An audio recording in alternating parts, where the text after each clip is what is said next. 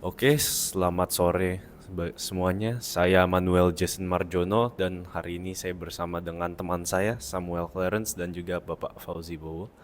Nah, pada hari ini kami mau mewawancara tentang demokrasi. Ya, Bapak ada pendahuluan untuk materi ini ya. gimana? Saya ingin eh, menyampaikan pengantar ya dulu ya. Iya.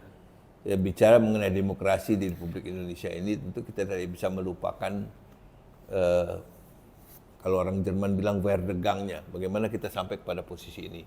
Jadi tidak cukup untuk memotret demokrasi pada tahun 2025 ini. Ya.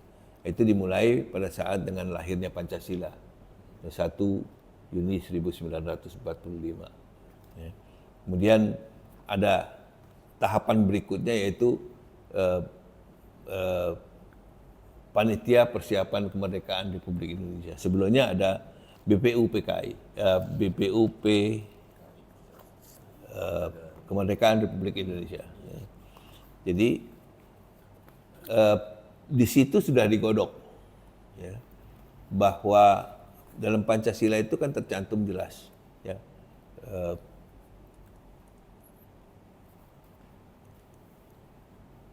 sila yang keempat itu ya, kerakyatan yang dipimpin oleh hikmat kebijaksanaan dalam permusyawaratan perwakilan. Ya. Nah ini menunjukkan bahwa sistem yang eh, dianut oleh Republik Indonesia ini adalah sistem yang eh, mengandung unsur kerakyatan, permusyawaratan, dan perwakilan. Jadi demokrasi dengan kata lain. Ya. Dan Undang-Undang Dasar juga mengatakan bahwa kedaulatan itu ada di tangan rakyat. Ya. Jadi pada saat Undang-Undang Dasar Republik Indonesia tahun 1945 ini diresmikan sebagai Undang-Undang Dasar Negara Republik Indonesia, maka sistem demokrasi itu sudah built-in di dalam Undang-Undang Dasarnya. Ya. Nah inilah yang berkembang terus. Memang ada intermezzo dari tahun 45 sampai tahun 50 di mana kita menganut Dengan sistem berbeda. negara Republik Indonesia Serikat, ya, asas yang berbeda. Nah ini yang kemudian dikembalikan setelah pengakuan kedaulatan menjadi Republik Indonesia yang bersatu dan berdaulat lagi. Ya. Setelah itu kita kenallah sistem yang berlaku di sini. Eh, ada Dewan Perwakilan Rakyat yang merupakan perwakilan dari rakyat Indonesia, di mana partai-partai terwakili. Ya. Iya. Kemudian juga ada sistem pemilihan umum, baik pada tingkat pemilihan presiden dan wakil presiden, kemudian pemilihan umum di tingkat nasional ya, untuk memilih anggota Dewan Perwakilan Rakyat yang mewakili rakyat kita. Kemudian ada pemilihan kepala daerah itu bisa gubernur, kemudian bisa juga bupati, wali kota. Ya. Dan ini semuanya diatur menurut undang-undang dan secara berkala. Mengapa secara berkala? Karena ini untuk memberikan peluang kepada rakyat untuk menilai jalannya roda pemerintahan ini sesuai dengan keinginannya atau tidak. Kalau tidak, maka setiap 5 tahun bisa ada koreksi. Nah, saya sebetulnya sangat gembira bicara mengenai tema demokrasi ini. Mengapa? Karena saya dipilih menjadi gubernur di Jakarta tahun 2007 ya, sampai tahun 2012 itu melalui pemilihan secara langsung. Sebelum-sebelumnya nggak begitu, ya, melalui perwakilan. Ya. Dan dari itu saya gembira dan saya bangga karena menjadi gubernur pertama di Jakarta yang dipilih secara langsung oleh rakyat Jakarta. Ya. Begitu juga pada waktu saya tidak dipilih kembali, saya pun gembira karena berarti demokrasi itu berfungsi di Jakarta. Iya. Ya. Lepas dari hasilnya apapun. Iya. Oke, dari berdasarkan tadi yang saya bisa rangkum, kalau misalnya demokrasi sejak 1 Juni 1945 itu sudah berkembang banyak. Nah, saya ingin bertanya ke Bapak sedikit tentang demokrasi saat ini di Indonesia berhubungan dengan seperti hak manusia di Jakarta, di Indonesia secara keseluruhan itu berpendapatnya apakah mereka ada dibatasi atau ada semacam penyimpangan gitu mungkin Pak? Oke. Kalau kita melihat demokrasi dari kacamata peraturan perundangannya, masih banyak barangkali kekurangannya, tapi sebagian besar sebetulnya sudah terlengkapi. Ya. Iya. Jadi sekarang bagaimana peraturan perundangan itu dieksekusi dan dilaksanakan. Nah, yang melaksanakan itu siapa? Yang melaksanakan kan namanya para pelaksana inilah, orang-orang kan manusia. Iya. Ya, barangkali pelaksanaan inilah yang perlu kita soroti lebih dalam. Ya. Karena di sana sini kita masih lihat banyak kelemahan-kelemahan. Iya. Dan peraturan perundangan itu boleh dibilang kan setiap kali harus direview juga. Iya. Ya, jadi misalnya saya ambil contoh tadi kebebasan menyampaikan pendapat atau mengutarakan aspirasi. Itu kan diatur menurut undang-undang. Iya. Ya. Tapi cara penyampaian ungkapan atau statement atau kebebasan bersuara tadi 20 tahun yang lalu sama sekarang kan beda. Iya, pasti ada perkembangan. Jadi harus ada updating. Ya, peraturan perundangannya harus disesuaikan. Iya. Dan ini terjadi memang. Apakah sudah sempurna?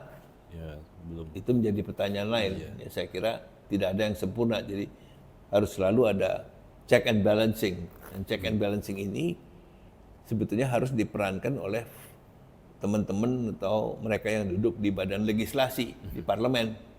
Ya, karena yang eksekutif ini menjalankan satu sisi feedback bisa dapat juga melalui legislatif atau juga check and balancing ini bisa dapat dari situ. Ya. Iya. Oke. Apalagi ya.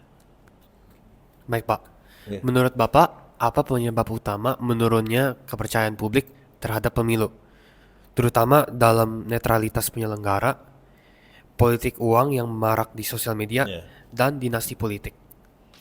Oke, jelas ya bahwa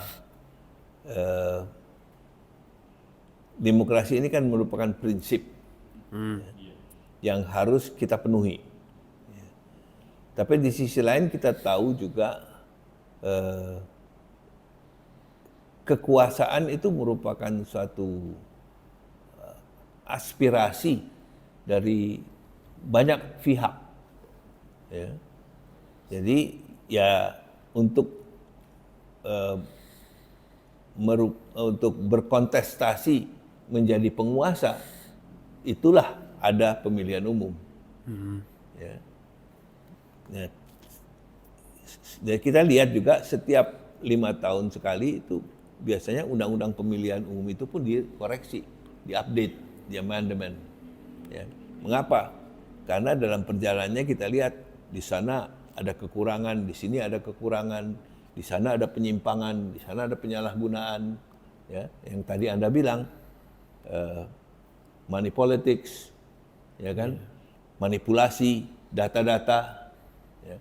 Kemudian sistem pemilihan yang barangkali menggunakan teknologi juga yang diperdebatkan. Ya, some bilang ini adalah yang terbaik di dunia, ada yang bilang lagi ini menurut Anda yang terbaik, menurut fakta kan bukan begitu, ya kan? Jadi ini yang akan selalu bergulir dan akan selalu kita hadapi. Ya.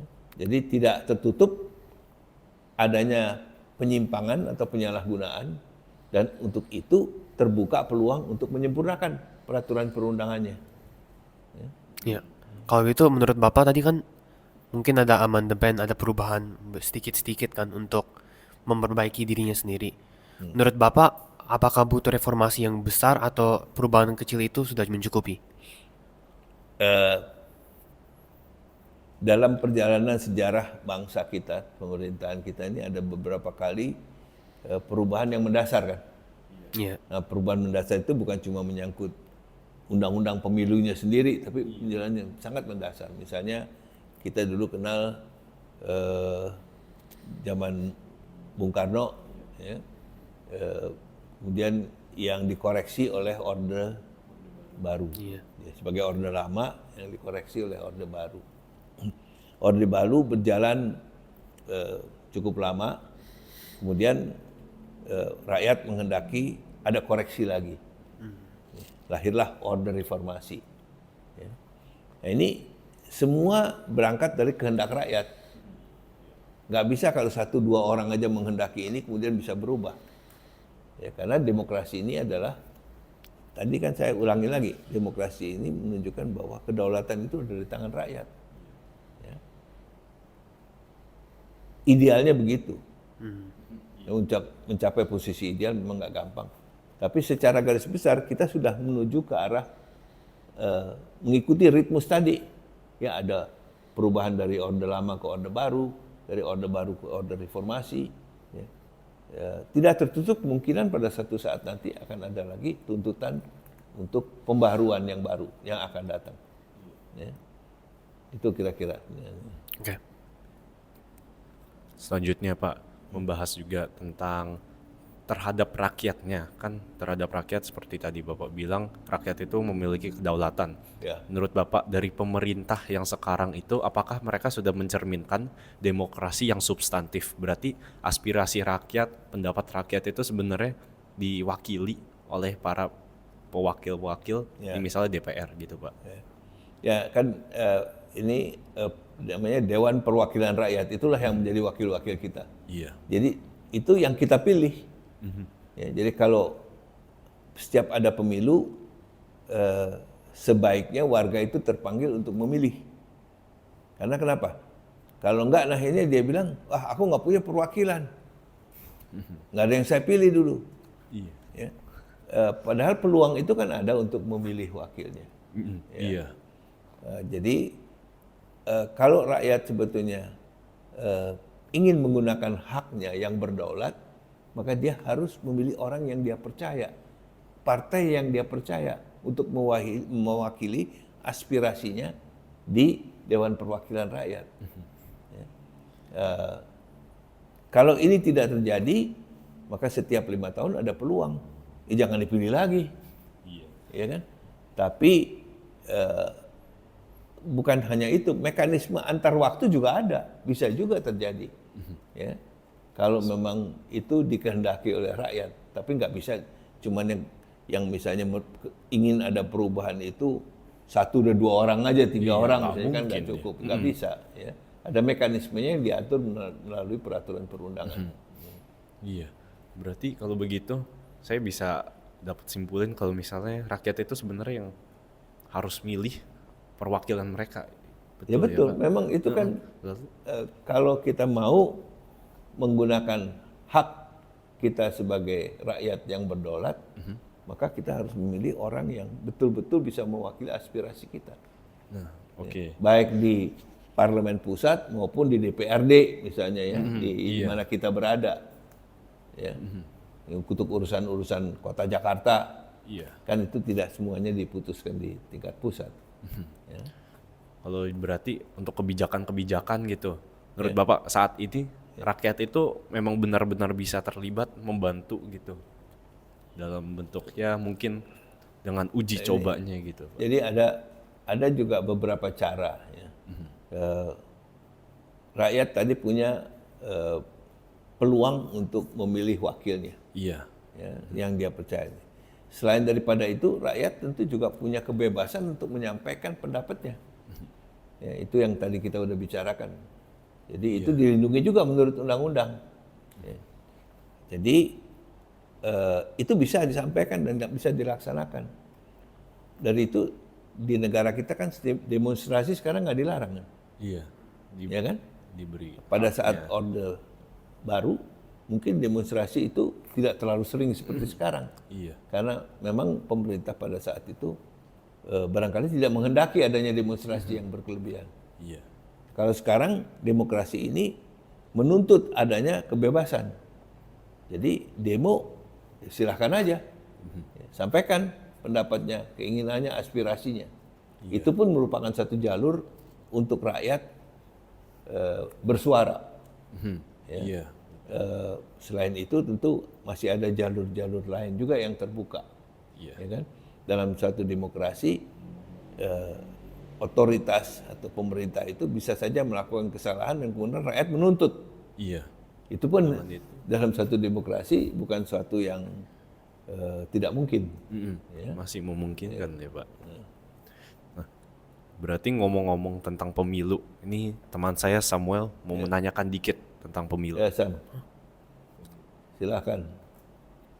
Mas, Pak, menurut Bapak pemilu sekarang saat ini itu apakah bisa dipercayai oleh warga negara Indonesia dengan baik atau bahkan masih ada kekurangan banyak yang harus diperbaiki dan direfleksikan kembali?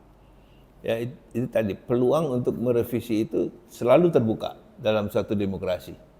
Ya. Kalau di negaranya Putin nggak boleh tuh. Ya. Ya, kalau di Indonesia silakan, dan itu terbuka luas dengan melakukan koreksi terhadap setiap 5 tahun sekali ada pemilu kan. Iya. Ya.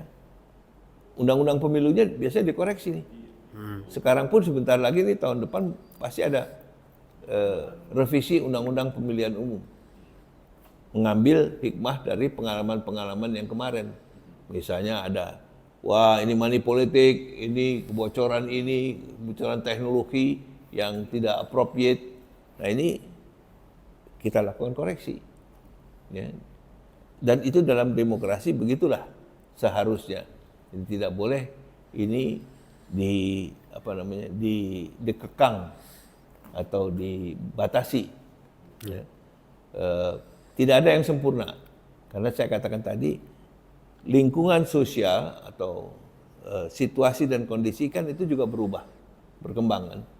Jadi di satu sisi pemilihan umumnya sendiri juga berkembang, situasi kondisinya berkembang, suasana lingkungan sosial politik berubah, ya berkembang. Jadi ini harus memerlukan adjustment dari waktu ke waktu. Pak, ngomong-ngomong opini publik, saya ingin menanyakan Pak, tadi Bapak kan ngomong tentang hak warga negara untuk menyuarakan pendapatnya dengan bebas kan Pak. Ini itu bisa dijalankan dengan beberapa media, contohnya misalnya terutama media sosial yang bebas banget kan kali ini. Nah, apakah sosial media atau media apapun dapat digunakan untuk mengontrol kondisi sosial? Dan jelas kalau misalnya kebebasan ini juga munculnya di polarisasi dan juga misinformasi yang disebarkan terus-menerus. Nah, menurut Bapak, apakah cara untuk mengurangi atau menghentikan itu segalanya? Media punya peran yang sangat besar untuk mempengaruhi masyarakat. Ya. Apalagi sekarang, tidak hanya mainstream media, tapi juga media sosial. Ya. Dan kalau kita lihat akhir-akhir ini kan, barangkali 5 tahun terakhir ini,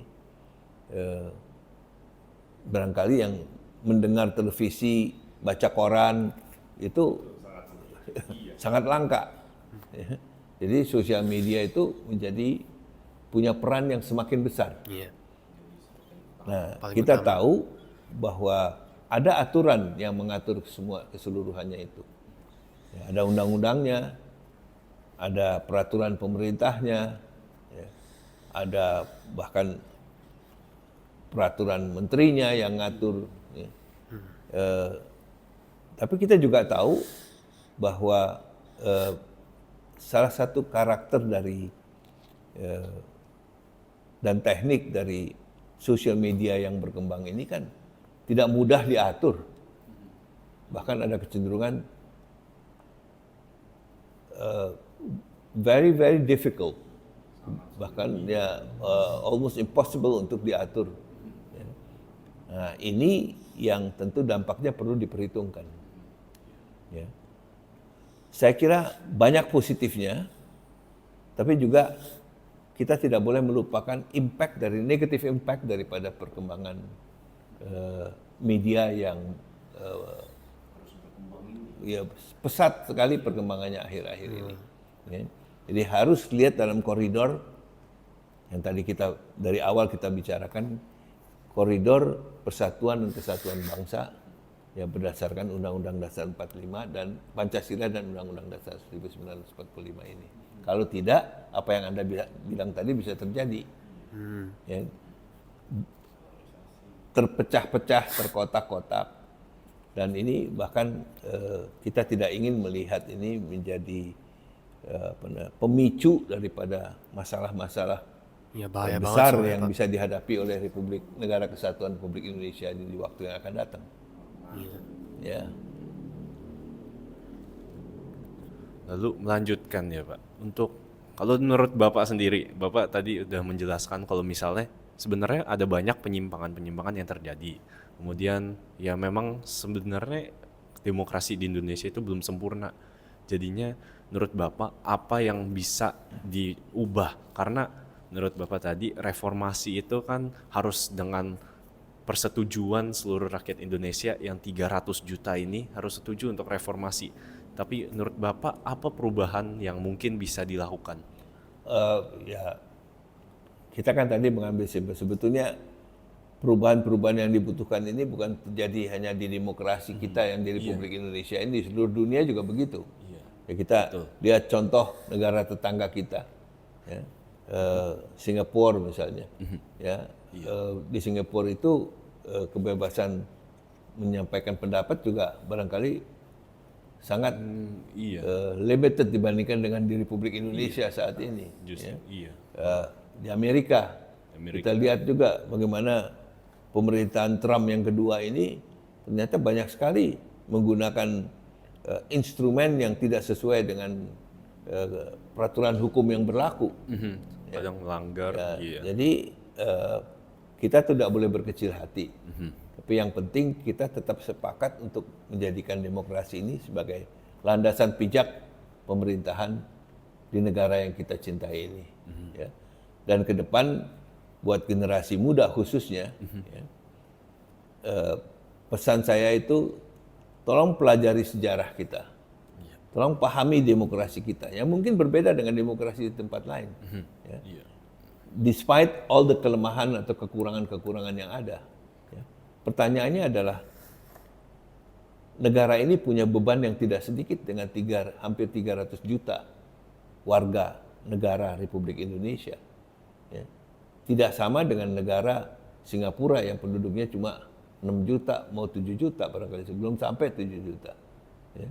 Tidak sama juga dengan negara-negara Eropa lain yang barangkali penduduknya tidak seperti Indonesia. Bahkan di sisi lain tidak juga sama dengan People Republic of China yang penduduknya 1,5 miliar, atau India yang penduduknya bahkan lebih besar dari China sekarang. Ya. Jadi kita punya ciri khusus, tolong pelajari ini dan tolong juga nilai dengan secara objektif rasional bahwa mungkin sistem ini tidak terlalu buruk untuk bangsa kita.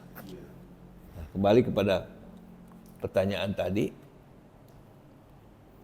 yang barangkali perlu diteropong lebih dalam, lebih cermat, itu adalah pelaksanaannya. Benar. Dan kalau lebih khusus lagi, pelaksananya. Nah ini yang bisa sangat menentukan keberhasilan satu sistem. Ya. For that reason, Anda adalah generasi yang akan meneruskan perjalanan ini. Oke. Ya. Anda adalah generasi yang harus wajib belajar dari kelemahan, kesalahan-kesalahan pendahulu Anda. With one single intention, we should do it better for the sake of negara dan bangsa kita. Kasih Pak. Kalau itu Pak, itu dalam singkat aja satu kalimat, apa pesan Bapak untuk pelajar dan masyarakat agar mereka tetap optimis mengenai demokrasi? Singkat saja. Kenali bangsamu, kenali sejarahnya, jangan bersikap, kalau bahasa kerennya tuh cuek. Ya. This is your country. Try your utmost untuk memberikan kontribusi yang terbaik untuk bangsamu. That's it. Oke. Demikian itu kayaknya kita sudah selesai wawancaranya. Thank you. Terima kasih. Terima kasih, Pak. Saya juga, it's a pleasure Terima kasih banyak, Pak. to be with you. Thank you.